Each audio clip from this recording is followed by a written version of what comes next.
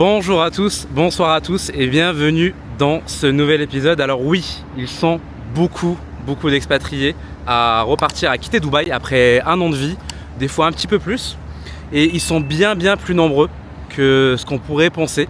D'ailleurs, ils sont bien plus nombreux que ce que j'aurais pu penser dans mes premiers temps ici aux Émirats. Et honnêtement, après plusieurs années ici, après avoir discuté, accompagné des centaines d'expatriés, eh bien j'en ai vu énormément repartir alors qu'ils n'auraient jamais pensé qu'ils en seraient arrivés là pour la majorité. Et je me suis rendu compte que c'était souvent les mêmes raisons qui revenaient. Donc j'en ai listé 10 et vous allez voir, hein, vous allez être surpris pour certaines et vous allez voir que la raison dont beaucoup de personnes pourraient penser qui est qu'ils ont quitté Dubaï ou les Émirats Arabes Unis parce qu'ils ne se sentaient plus bien ici, parce que le mode de vie ne leur convenait plus, ou parce qu'ils auraient préféré d'autres localisation où ils se sentiraient mieux et qu'ils ont quitté du coup les Émirats ou Dubaï pour ça, c'est réellement une grosse minorité par rapport aux raisons que je vais vous partager. Dans tous les cas, j'ai envie de vous dire quoi de mieux que cette partie du quartier de Business Bay qui est de très loin ma préférée pour réaliser cet épisode. D'ailleurs, j'avais déjà fait une vidéo il y a plus d'un an sur Business Bay. C'était réellement une masterclass complète pour ceux qui s'intéressent à l'immobilier, où j'avais partagé beaucoup de valeurs. On avait d'ailleurs fait une visite du Lana Dorchester, qui est juste en face de vous, qui est l'immeuble, le building qui est juste en face, qui fait partie du top 30 des meilleurs hôtels au monde, avec justement Dorchester Collection qui est le Picasso du service client hôtelier. Et d'ici la fin de cet épisode, je vous montrerai la magnifique vue spectaculaire qu'on a au niveau du rooftop qui va donner sur du coup les magnifiques buildings de downtown. Et d'ailleurs, pour la petite anecdote, ici il y a l'une des plus-values les plus spectaculaires que j'ai pu observer, c'est-à-dire plus de 11 millions d'euros de plus-value en l'espace de 2 ans sur un des penthouses ici, qui avait été acheté à peu près 11 millions d'euros en 2022-23, qui avait été revendu 2 ans plus tard. Je vais vous afficher la plus-value. Il me semble que c'était soit 2024, fin d'année 2024, ou soit 2025, à plus de 22 millions d'euros. C'est ça aussi la beauté et du coup le dynamisme des Émirats Arabes Unis, un marché justement avec énormément de belles opportunités encore à venir. Et pour ça, vous le savez si vous suivez les vidéos, c'est dans cette chaîne qu'on partage les bonnes opportunités et les analyses sur les potentiels de plus-value. Alors la première raison qui revient le plus souvent, c'est qu'ils ont sous-estimé le budget que ça allait leur coûter et qui forcément aussi dépensent encore bien plus que ce qu'ils auraient pensé. Et ça, vraiment je pourrais faire une vidéo de plus d'une heure dessus, parce que même en pensant avoir été bien accompagné, en ayant fait plein de tableaux Excel, c'est ce qu'ils ont fait pour ces personnes là, en ayant reconsulté, en ayant été certains, ils ont fait face à des imprévus dont on nous parle forcément pas souvent, même quand on est amené à discuter avec des proches. Et forcément ce dont ils se rendent compte, c'est que ils dépensent aussi bien plus que ce qu'ils auraient pensé au-delà de ces imprévus-là, dont il est très difficile de trouver forcément ces différents partages. Ici, en fait, vous avez une vie avec beaucoup de sécurité. Donc, qui dit beaucoup de sécurité dit que vous vous sentez beaucoup plus à l'aise, quand vous ressentez que vos enfants, votre famille se sent beaucoup mieux. Vous avez justement aussi ces niveaux de service qui sont très accessibles et très élevés en termes de standing. Forcément, on vous facilite justement l'envie de consommer plus, et vu que vous vous sentez bien, que vous vous expatriez et qu'enfin vraiment vous respirez, et forcément vous vous mettez à dépenser beaucoup plus que ce que vous auriez pensé, là où vous aviez l'habitude de... Et ça c'est vraiment un automatisme chez beaucoup de personnes, là où forcément en Europe, en France, vu que les niveaux de service, les restaurants, etc., les cafés, c'était moins convivial. Ici, quand vous allez avec des enfants, franchement, il y a des parcs pour les enfants à l'intérieur dans les restaurants. En fait, vous avez beaucoup plus envie d'aller sortir avec les enfants, d'aller manger un bout en famille. Et forcément, du coup, en plus des imprévus que vous avez, à la fin de l'année, vous vous rendez compte que non seulement si vous continuez, si vous voulez renouveler du coup votre bail et renouveler une année supplémentaire, non seulement vous allez forcément vous épuiser, vous allez faire le calcul, ils font les calculs à ce moment-là, dans les prochaines années, combien ça va leur coûter. Et puis en fait ils se rendent compte que ça va être difficile de mettre de l'argent de côté, et que s'il venait avoir un imprévu ou que le chiffre d'affaires de leur activité venait à diminuer. Parce qu'il faut savoir que par exemple quand vous vivez avec, quand vous êtes une famille avec 3 enfants, avec entre les écoles qui peuvent coûter jusqu'à 1 000 €, voire un peu plus par mois par enfant, entre les assurances, le fait de renouveler les visas, plus les loyers et tous les imprévus, toutes les autres charges, et bien en fait ils se rendent compte que forcément il vaudrait peut-être mieux à ce moment-là partir, reprendre du recul, stabiliser davantage sa situation professionnelle, mettre plus d'argent de côté pour pouvoir revenir et du coup à ce moment-là avoir forcément plus de sécurité et avoir du coup une situation financière plus solide. Et ça c'est réellement la raison numéro 1. Et c'est vrai que beaucoup, même quand on leur dit mais pourquoi tu resterais pas et tu dépenserais beaucoup moins, bah forcément ils se disent bah pourquoi, en fait c'est vrai qu'ici la qualité de vie est tellement exceptionnelle que ça nous donne envie de dépenser et de sortir, et se priver finalement c'est difficile, donc on préfère partir puis revenir plus fort. Alors la raison numéro 2, j'ai failli la mettre en raison numéro 1, c'est le fait d'avoir un business en ligne instable. Énormément d'expatriés que j'ai pu voir, qu'on a pu voir repartir parce qu'ils sont venus du coup à Dubaï aux Émirats avec un business en ligne qui était assez peu mature, où du jour au lendemain ça a très bien fonctionné, sauf qu'il y avait une réelle instabilité, ça peut être de l'e-commerce ou d'autres business, et ils ont très rapidement précipité leur expatriation, ce qui fait que je sais pas, en 2021 ils gagnaient 15-20 000 € et un an après, en fait, lorsqu'ils arrivent du coup sur Dubaï, ils ont l'impression que forcément la vie leur appartient pour beaucoup. Ils se mettent à dépenser énormément, là où avant, lorsqu'ils habitaient par exemple en province, ou parfois même ils habitaient chez leurs parents, ça peut être aussi des célibataires à qui ça a pu beaucoup arriver, ou même des couples, et forcément bah, la folie des grandeurs, venir ici, payer des loyers à plusieurs milliers d'euros avec tous les imprévus bien sûr dont ils n'étaient pas conscients, et surtout bah, ils se mettent à être moins productifs, là où effectivement les niveaux de service ici à Dubaï, ça peut être justement un avantage, pour un très très gros avantage pour les personnes qui savent bien l'utiliser, parce que ça permet justement de gagner plus de temps, donc de passer plus de temps d'investir plus de temps dans son business, comme ça peut justement en fait à l'inverse desservir et justement ces personnes-là qui commencent à fréquenter des personnes qui sont beaucoup plus libres financièrement, qui du coup n'ont plus besoin de travailler, qui se mettent à sortir beaucoup plus, à moins travailler, et qui du coup entretiennent de moins en moins leurs activités, et qui finissent du coup par presque faire faillite ou simplement diviser leur chiffre d'affaires ou plus dans certains cas. Et à la fin de la première année, forcément quand il y a la question de est-ce qu'on renouvelle, et forcément on n'a plus grand chose, et du coup ils repartent de Dubaï. On continue du coup sur la troisième raison. Alors celle-ci elle fait très très mal,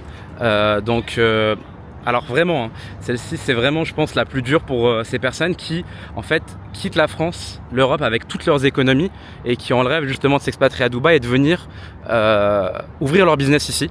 Donc réellement c'est soit ça passe, soit ça casse, et sauf que du coup ils n'étaient pas assez informés du fait que la concurrence est très élevée ici, réellement, que ce soit souvent à travers la restauration, à travers la construction, on a une concurrence qui est très féroce. D'ailleurs il y a plus de 25 000 concepts culinaires, que ça peut être des restaurants ou des dark kitchen ici à Dubaï. Il n'y a qu'à ouvrir les applications de livraison, etc.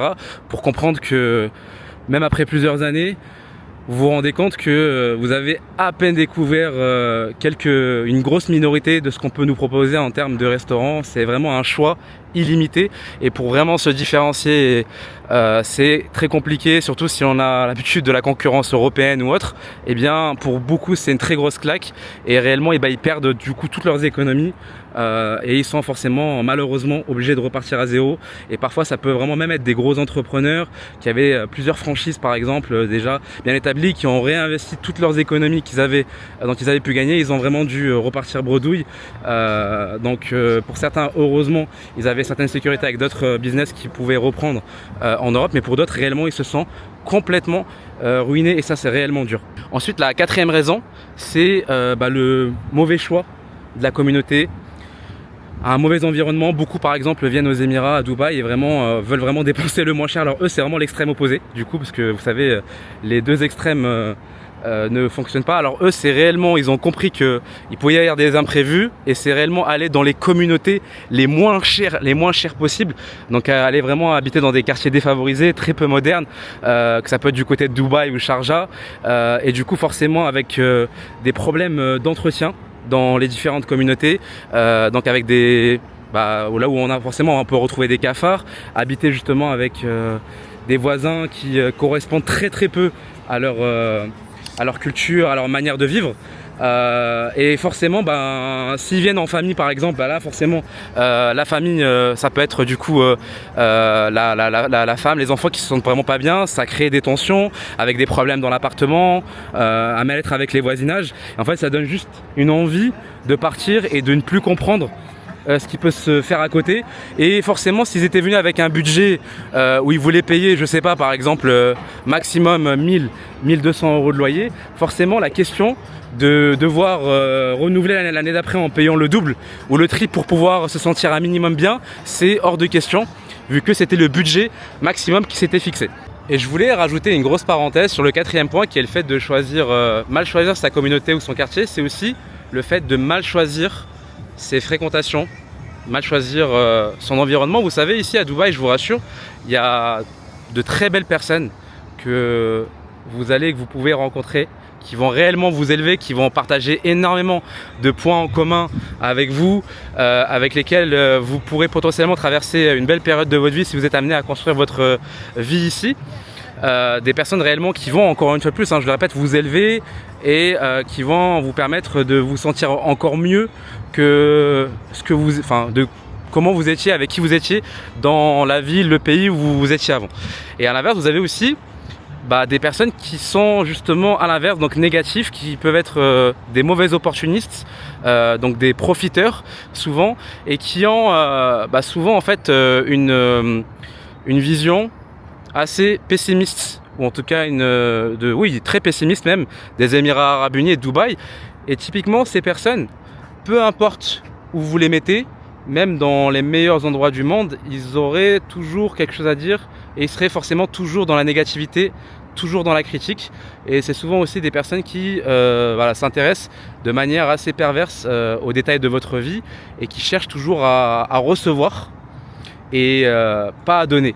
Alors pour toutes les personnes que j'avais pu rencontrer au début lors d'événements, etc., ils ne sont plus là. En tout cas, ils sont partis de Dubaï, ce qui est en tout cas ce qui est quelque chose aussi, d'après ce que j'ai pu comprendre, en tout cas avec des amis que j'ai aujourd'hui, pour eux qui avaient aussi rencontré ces personnes-là, me confirment qu'ils ne sont plus là aujourd'hui. Et c'est vrai que quand on arrive à Dubaï, aux Émirats, on quitte sa zone de confort, on ressent potentiellement ce besoin de vouloir vite s'intégrer, et forcément ces profils-là, en fait, c'est souvent des aimants qui cherchent rapidement à capter l'attention et à vouloir rapidement sympathiser pour pouvoir justement derrière profiter, etc.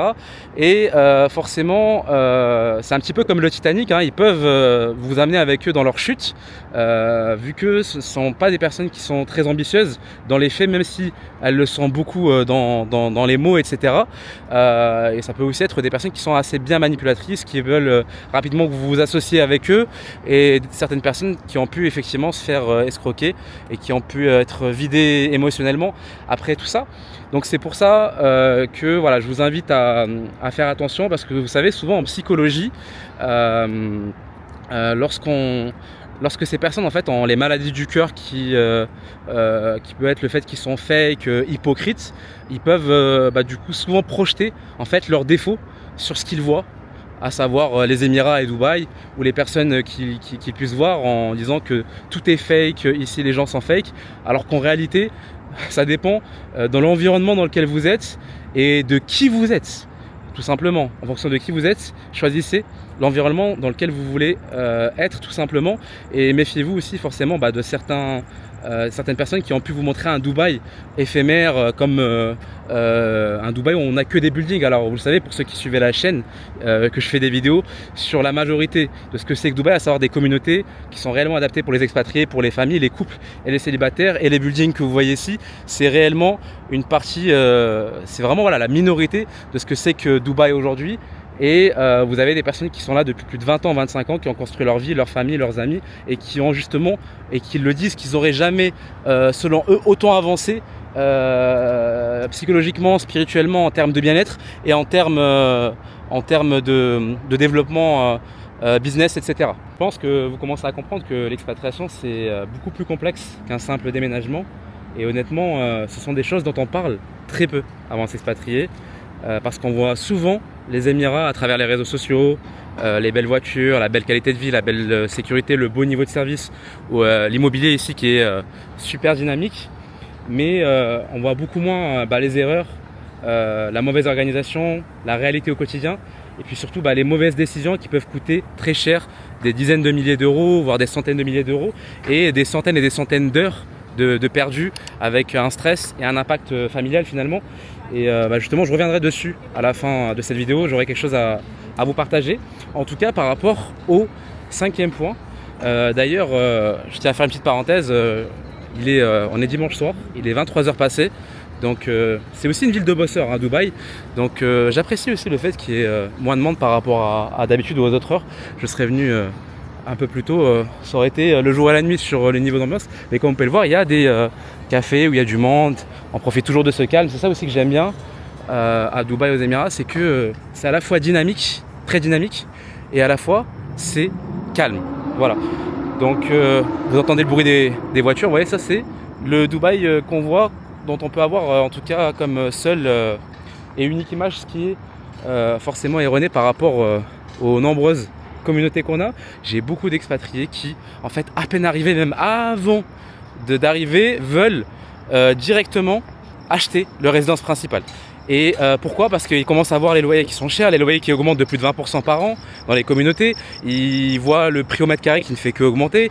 Ils comprennent vraiment que c'est important de saisir l'opportunité avant que les prix deviennent trop chers, vu qu'on a une demande internationale qui ne fait que augmenter, avec le nombre de la population qui augmente de plus de 5 à 6% par an sur les dernières années.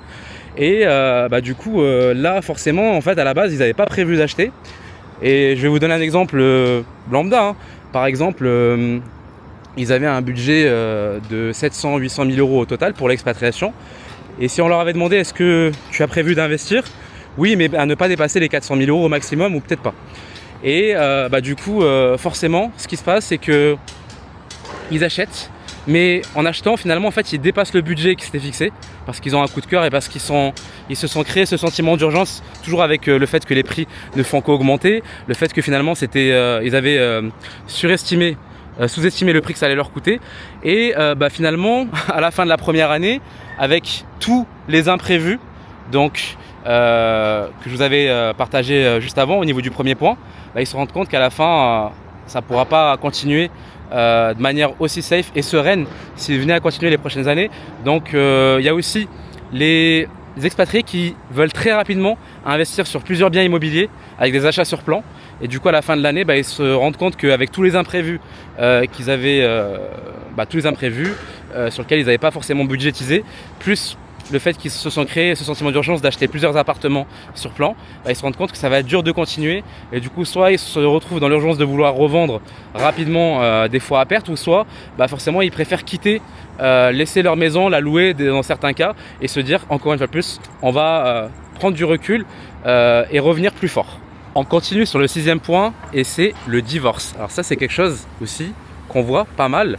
Je vous rassure, cet épisode n'est clairement pas du tout fait pour vous faire peur ou pour vous démotiver de vous expatrier. Vous le savez, pour moi c'est le meilleur endroit où vivre au monde, mais c'est vrai que je suis une personne qui est très positive, je vous partage souvent vraiment les gros avantages, parce qu'aujourd'hui il n'y a pas de raison de comparer, pour moi en tout cas, les Émirats au reste du monde.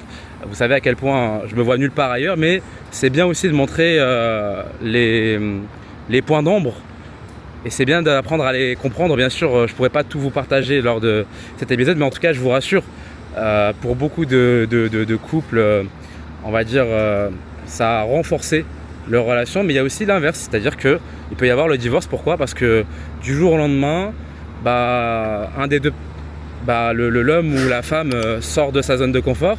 Il avait ses habitudes, du coup en France, ses amis, sa routine. Et il y en a un des deux forcément qui n'était pas à l'aise avec le fait forcément peut-être de s'expatrier.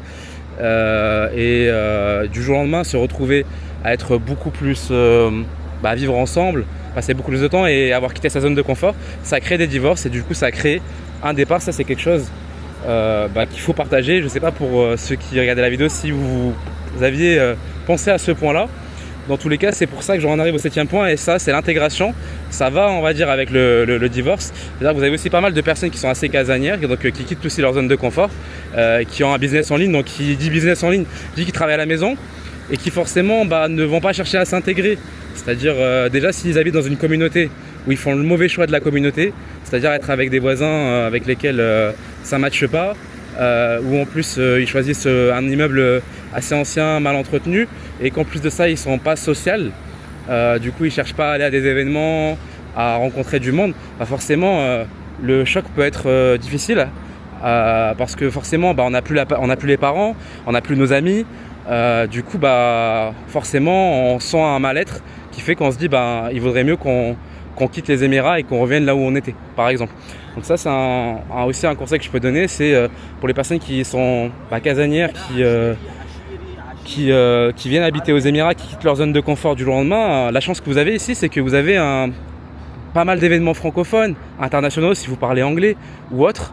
Vous avez plein d'événements business, des événements sport, et franchement vous avez des super personnes avec qui vous pouvez facilement vous intégrer, et en plus qui partagent. C'est ça qui est dommage, c'est qu'ici l'avantage c'est que les personnes qui quittent la France par exemple, ils ont beaucoup de points en commun avec vous, pour beaucoup.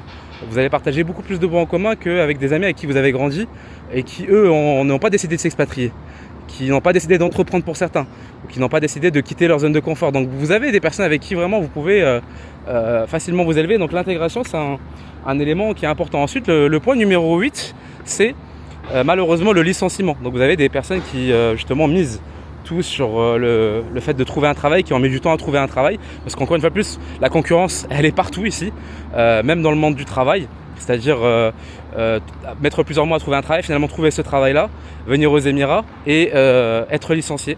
Et du coup, ça cause malheureusement du coup un départ. Et donc après, ensuite, si on continue sur le 9e point, vous avez aussi en fait des personnes, des expatriés, qui en fait viennent aux Émirats avec toutes leurs économies, qui ont fait leurs études et qui en fait n'ont pas de travail, mais qui viennent d'abord s'installer en se disant que du coup, ils vont chercher du travail parce que c'est mieux qu'ils soient présents ici.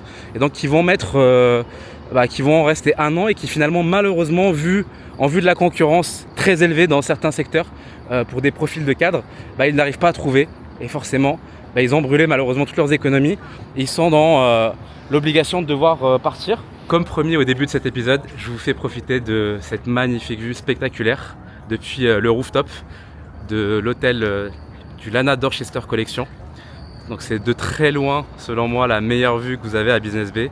Une magnifique vue sur Downtown et sur JFC.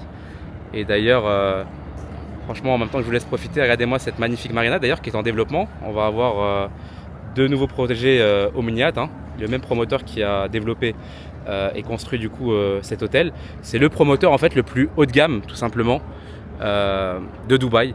Donc promoteur haut de gamme qui développe vraiment des buildings aussi prestigieux que celui-ci, ou le building Opus qui est à Business Bay, qui est un très très beau building aussi qui a été designé par Zaha Hadid. Donc franchement je vous recommande les pizzas si vous venez ici. Moi j'avais vraiment été surpris. Et ouais, donc vous avez vraiment une magnifique et grande piscine, et qui va en fait finalement jusqu'au bout ici aussi. Et vous avez aussi, pour profiter vraiment d'une vue dégagée magnifique sur Dubai Creek Harbour en face. Je sais pas si on voit bien à la caméra. Et j'ai envie de vous partager justement le 10e point, qui est le fait d'être mal accompagné. Et franchement ça j'en ai la certitude, parce qu'honnêtement après toutes les erreurs, les situations et les réalités que j'ai pu voir et faire moi aussi de mon côté, alors que je pensais être très bien accompagné, j'avais de la famille ici, j'avais des contacts, et je me suis rendu compte qu'il y avait énormément de choses en fait qu'on aurait aimé comprendre beaucoup plus tôt avant de s'expatrier ici aux Émirats.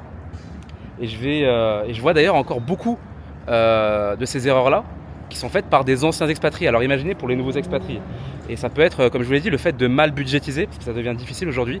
Quand on sollicite de la famille ou des proches qui sont là, ils n'ont pas forcément le temps de plusieurs heures ou pour nous accompagner, nous expliquer. Des fois ils ont oublié, des fois ils ont eu des imprévus qui sont totalement différents. En fait, chaque personne va avoir des imprévus qui sont différents. Ils ont pris des choix qui sont différents de vous. Ils ont une situation avec des centres d'intérêt qui vont être différents.